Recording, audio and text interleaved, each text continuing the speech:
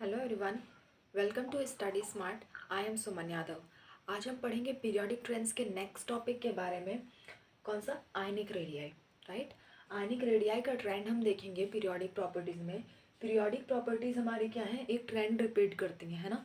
Periodic trend repeat करती हैं मतलब कि वो बार बार चीज़ें रिपीट होती हैं किसी एक ग्रुप में या पीरियड में, तो हम उसकी इकट्ठे स्टडी करते हैं ताकि एलिमेंट्स की प्रॉपर्टीज़ को पढ़ना आसान हो जाए।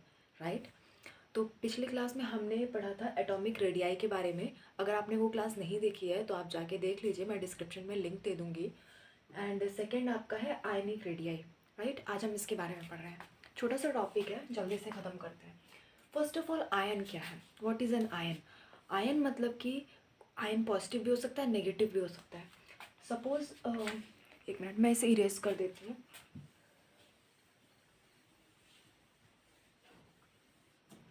ओके, सपोज़ ये आपका एक न्यूक्लियस है, ये इसके सराउंडिंग शेल्स है, ये पूरा मिला करके एक एटम है। ठीक है, अब इस एटम के आउटर वैलेंस सेल में जो है एक इलेक्ट्रॉन है सपोज, है ना। अंदर का क्या है? अंदर का तो ये डुएट है। ठीक है, एस मैंने एस बनाया है, तो अंदर का तो डुएट कंप्लीट है उसका, वो स्टेबल कन्फिग्रेशन है, हीलियम वाली कन्फिग्रेशन हो जाती है अगर मैं ये बाहर वाला इलेक्ट्रॉन निकाल दूँ। राइट, तो बाहर वाला इलेक्ट्रॉन निकाल दूँ, बाहर वाला इलेक्ट्रॉन किसी वजह से मैंने निकाल दिया कुछ रीज़न देके, तो क्या हुआ इस एटम पे? क्या हुआ, एक सपोज ये एटम है, ठीक है, इस एटम पे क्या हुआ, एक पॉजिटिव चार्ज आ गया। क्यों? क्योंकि इसने इलेक्ट्रॉन दिया। तो जब पॉजिटिव चार्ज आता है, इलेक्ट्रॉन हम देते हैं, तो उसको हम, इस आयन को हम कहते हैं कैट आयन। ठीक है, क्या कहते हैं? Cation, form by loss of electron. क्या? Form by loss of electron. Loss of electron से जो बनता है वो होता है हमारा कैटायन। राइट, अब हमारा क्या हुआ, एनायन क्या होता है? सपोज आपका ये एलिमेंट है, ठीक है, आउटर शेल में इसके ना 7 इलेक्ट्रॉन्स है, 1 2 3 4 5 6 7। ठीक है, अब एक इलेक्ट्रॉन कहीं से इसको मिल जाए तो इसका क्या हो जाएगा, ऑक्टेट कंप्लीट हो जाएगा। राइट, ऑक्टेट कंप्लीट हो जाएगा इसका। तो इसने इलेक्ट्रॉन लिया, ठीक है, तो इसके ऊपर क्या होगा, ऐसे देखिए एटम क्या है, वैसे तो न्यूट्रल है। अगर आप एक इलेक्ट्रॉन दे देते हो तो उस पर पॉजिटिव आ जाएगा। क्यों? क्योंकि एक इलेक्ट्रॉन का कमी है वहाँ पे।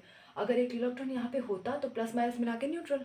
राइट, यहाँ पे एक इलेक्ट्रॉन उसने लिया, ठीक है, प्लस माइनस मिला के न्यूट्रल थे, लेकिन ये एक एक्स्ट्रा आया इसलिए एक नेगेटिव एक्स्ट्रा। कोई भी आइटम है उसके ऊपर एक नेगेटिव एक्स्ट्रा। 2 इलेक्ट्रॉन आए तो 2 नेगेटिव -2 लिख देते हम। 3 आए तो 3 नेगेटिव लिख देते। ऐसे ही प्लस में एक डोनेट किया तो +1, 2 डोनेट किया +2, कुछ भी इस तरह से आप कर सकते हो। तो अगर वो इलेक्ट्रॉन लेता है, गेन करता है, तो उसे कहेंगे हम एनायन। गेन ऑफ इलेक्ट्रॉन होता है तो हम कहते हैं एनायन, लॉस ऑफ इलेक्ट्रॉन होता है हम कहते हैं कैटायन। राइट, ये टर्मिनोलॉजी आपको याद रखनी है, कैटायन, एनायन। ठीक है, अब ट्रेंड देख लेते हैं। ट्रेंड क्या है हमारा? ये आपका ट्रेंड है, मेन की पॉइंट आपका, ये आपका ट्रेंड है, ये रट्टा मारने वाला पॉइंट आपका, वैसे समझ भी सकते हैं। देखिए क्या है, कैटायन लेस देन एनायन, मतलब कैटायन की जो रेडियाई होगी, कैटायन अगर कोई है, सपोज आपका सोडियम प्लस है, ठीक है, सोडियम प्लस आपका क्या है, कैटायन है, फ्लोरीन माइनस क्या है आपका, एनायन है। तो हमेशा कैटायन की रेडियाई एनायन की रेडियाई से कम होगी, लेकिन इसकी कुछ कंडीशन है। कंडीशन क्या है, ये सेम एटम के लिए वैलिड है या फिर iso electronic species, same atom या फिर iso electronic species. What is iso electronic species? Iso मतलब होता है सेम, आइसो मतलब होता है सेम, ठीक है, इलेक्ट्रॉनिक मतलब इलेक्ट्रॉन्स, इलेक्ट्रॉन्स यानी कि जिन दो एलिमेंट्स में सेम इलेक्ट्रॉन हो वो आपके क्या होंगे, आइसो इलेक्ट्रॉनिक स्पीशीज होंगे।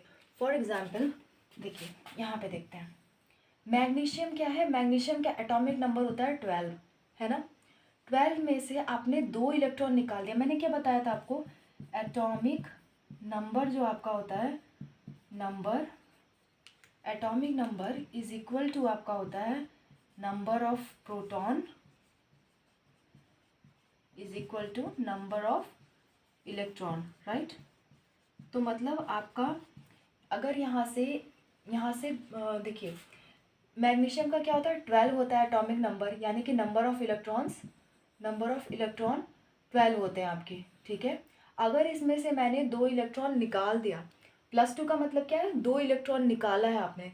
यहाँ पे 1 इलेक्ट्रॉन निकाला था तो कितना आया था, +1, ठीक है। +2 मतलब आपने यहाँ से 2 इलेक्ट्रॉन निकाल दिया, तो इसका एटॉमिक नंबर अब क्या हो गया, 10 हो गया।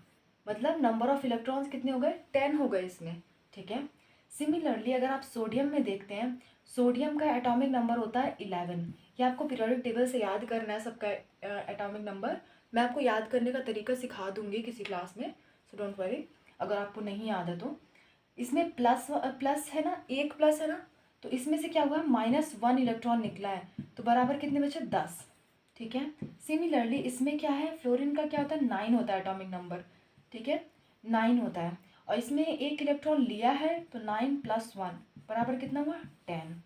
फिर उसके बाद ऑक्सीजन की बारी आई।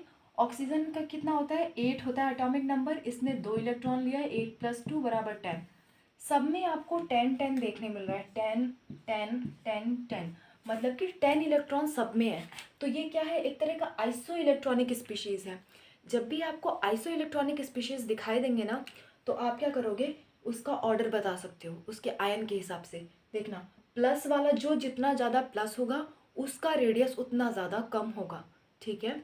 क्यों, आप इसका रीज़न देख लो। देखो कैटायन में क्या है, यहाँ से एक इलेक्ट्रॉन दे दी, ये पूरा शेल खत्म हो गया, शेल खत्म हो गया है ना, तो क्या हो गया, ये छोटा हो गया। एनायन में क्या है, शेल बरकरार है, या फिर अगर गेन करता है तो शेल भी कभी कभी बढ़ जाते हैं अगर बाहर गेन कर रहा है, ठीक है। अपने इस शेल से बाहर अगर गेन कर रहा है तो शेल बढ़ भी सकता है। तो क्या हुआ, ओवरऑल ये बढ़ेगा। दूसरा रीज़न, जब इलेक्ट्रॉन ज़्यादा होंगे, इलेक्ट्रॉन आ रहे हैं, इलेक्ट्रॉन ज़्यादा होंगे तो इनमें रिपल्शन ज़्यादा होगा, रिपल्शन की वजह से भी बढ़ता है, राइट। तो इसका 2 रीज़न हो गया बढ़ने का। इसका रीज़न हो गया कि इलेक्ट्रॉन निकल गया तो आपका शेल गायब हो गया पूरा, ठीक है। तो इस वजह से क्या होगा, इसका साइज़ जो है छोटा रहेगा। कैटायन का साइज़ हमेशा छोटा होता है एनायन से, अगर हम सेम एटम्स की बात कर रहे हैं या फिर आइसो इलेक्ट्रॉनिक स्पीशीज़ की बात कर रहे हैं। मैंने ऐसी कंडीशन क्यों अप्लाइड की, देखो सपोज आप कह रहे हो एल्यूमिनियम +3, ठीक है। फिर आप कह रहे हो लिथियम +3, ठीक है। सॉरी, अगर आप क्या कर लो, एल्यूमिनियम +3 एंड आप कर लो कौन सा करोगे, हाइड्रोजन प्लस आप सॉरी हाइड्रोजन माइनस आप कर लो, ठीक है। हाइड्रोजन माइनस 1 मिनट के लिए आप ले लो। तो इनमें हम कंपैरिजन, हाइड्रोजन माइनस का तो यार ज़्यादा होता है। आप किसको लोगे,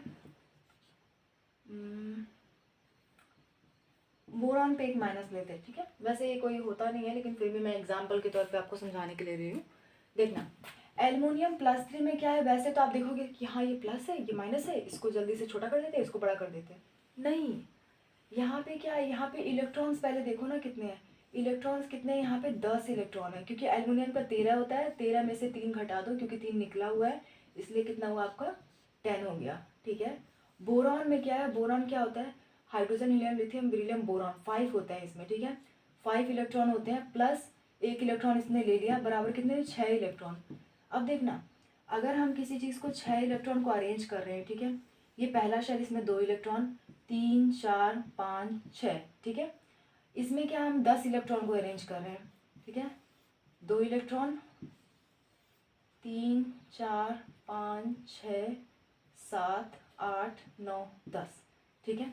अब देखना, इसमें क्या है, इसमें इलेक्ट्रॉन ज़्यादा है, रिपल्शन ज़्यादा होगा, भले इस पे पॉजिटिव चार्ज है, ठीक है, लेकिन इसके कंपेयर में तो ज़्यादा इलेक्ट्रॉन है ना, इसके कंपेयर में ज़्यादा इलेक्ट्रॉन है, ठीक है। रिपल्शन इसमें ज़्यादा होगा तो ओवरऑल रेडिया इसकी बड़ी। यानी कि जब तक आपको आइसो इलेक्ट्रॉनिक स्पीशीज़ ना मिले या फिर सेम एटम ना मिले, तब तक आप ये ट्रेंड नहीं लगा सकते कि कैटायन कम है, कैटायन का रेडियस कम है, एनायन का ज़्यादा है। ये तभी वैलिड है जब इलेक्ट्रॉन के नंबर सेम हो सारे एलिमेंट्स में, या फिर वो सेम एलिमेंट हो। देखो सेम एलिमेंट है ना, ओ ओ वाला है ना, तो यहाँ पे हमने ट्रेंड लगा लिया कि जिसका जितना पॉजिटिव उतना कम, ठीक है। तो ये दोनों आपको मेरे ख्याल से अच्छे से समझ में आ गए होंगे, अच्छे से समझ में आ गए होंगे, है ना। तो अब बात कर लेते हैं, देखना ये मेरे ख्याल से अच्छे से आपको समझ में आ गया, ठीक है। अब बात कर लेते हैं कुछ मैं आपको बताना चाहती थी लास्ट क्लास में एटॉमिक रेडियस के बारे में। वैसे ये आपका कम्पिटिटिव एग्ज़ाम्स के लिए है, कम्पिटिटिव एग्ज़ाम्स के लिए है, ठीक है। लेकिन आप अभी याद कर लो तो ज़्यादा ठीक है, क्योंकि देखो यार, ट्वेल्थ में जो पढ़ाई होती है ना, वो पढ़ाई होती है हमारी ट्वेल्थ या उसके एक साल बाद 11 12 एक साल तक, इतना तक ही हम पढ़ते हैं, उतना हमारा लाइफ टाइम रहता है, क्योंकि उसके बाद पढ़ाई होती नहीं है ज़्यादातर लोगों से। तो जितना हो सके अभी के अभी पढ़ लो, है ना। तो ये ट्रेंड भी आप याद कर लो साथ के साथ, ठीक है। एटॉमिक रेडियस का ट्रेंड क्या है डी ब्लॉक में। मैंने आपको बताया था एटॉमिक रेडियस क्या होता है, लेफ़्ट टू राइट घटता है, टॉप टू बॉटम बढ़ता है। लेफ़्ट टू राइट घटता है क्योंकि जेड इफेक्टिव घटता है, top to bottom sorry Z effective बढ़ता है तो अट्रैक्शन ज़्यादा बढ़ जाता है, वो कॉन्ट्रैक्ट करता है, राइट। मैंने टॉप टू बॉटम आपको बताया था कि टॉप टू बॉटम बढ़ता है क्योंकि नंबर ऑफ शेल्स बढ़ते हैं, ठीक है। डी ब्लॉक में भी सिमिलर पैटर्न है, लेकिन थोड़ा सा यहाँ पे गड़बड़ होती है। क्या गड़बड़ होती है, left to right, left to right यानी लेफ़्ट से राइट, लेफ़्ट की राइट जब आप मूव करते हो तो क्या होना चाहिए, आपका घटना चाहिए ना, ठीक है, घटना चाहिए। तो शुरुआत में घट रहा है, क्यों घट रहा है, क्योंकि जेड इफेक्टिव आपका बढ़ता है, कॉन्ट्रैक्शन होता है तो घटता है, ठीक है। यहाँ तक तो समझ में आया, यहाँ तक तो यही रीज़न है, ठीक है। अब यहाँ पे क्या हुआ, अब देखो जेड इफेक्टिव तो घटता है, लेकिन मैंने आपको क्या बताया था कि कोई भी एलिमेंट हो, अगर आप पीरियड वाइज मूव कर रहे हो, ठीक है, तो उसमें क्या होगा, नंबर ऑफ इलेक्ट्रॉन बढ़ेंगे। जितना आप इधर जाओगे एक एक इलेक्ट्रॉन ऐड होता जाएगा आपका, ठीक है। यहाँ पे 2 हैं तो अगले बार 3 आएगा, फिर अगली बार 4 आएगा, ठीक है।